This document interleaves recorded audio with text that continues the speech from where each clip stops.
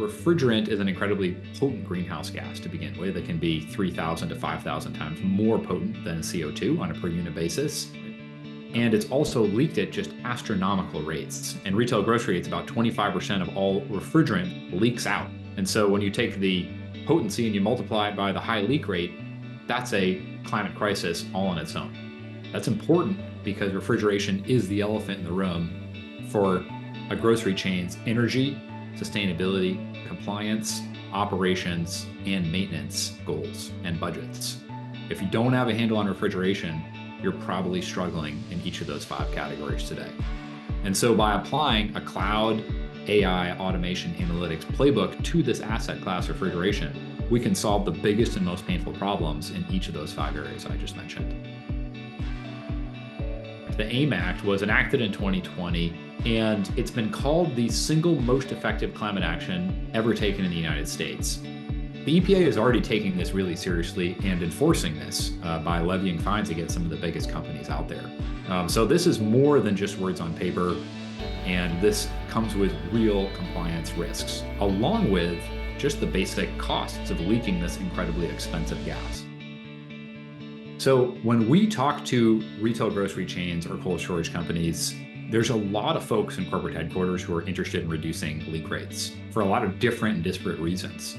There's the folks in sustainability who care about Scope 1 and Scope 2 emissions. And for most of our customers out there, refrigerant leaks is the #1 driver of Scope 1 emissions in their entire business. So, a huge opportunity to take a chunk out of that emissions pie. If we're talking to operations folks, they care about keeping these stores up and running. They care about uptime.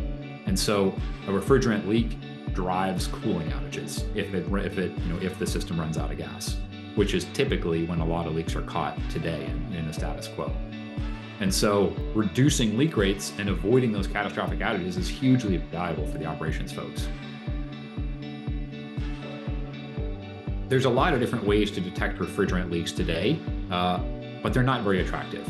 And at this point, the EPA has made it clear that if your facility meets certain criteria, you are now required to install automatic leak detection. Really, it comes down to a question of 2 things. Number 1 is, how do you detect these leaks? And then how do you take action on locating them and resolving them as quickly as possible? There's a whole bunch of different options available for compliance, and some of them do minimally check that EPA box. But if you care about making sure that you are saving money, you're reducing leak rates, and you are driving the best possible ROI from this necessary and required investment, that's a different category of solutions. Because Axiom is a software-driven solution, that means that there's no on-site hardware required, and there's no on-site visits required to deploy Axiom. Deploying a software-driven solution is faster, it's lower cost, and it's a lot less work for you and your team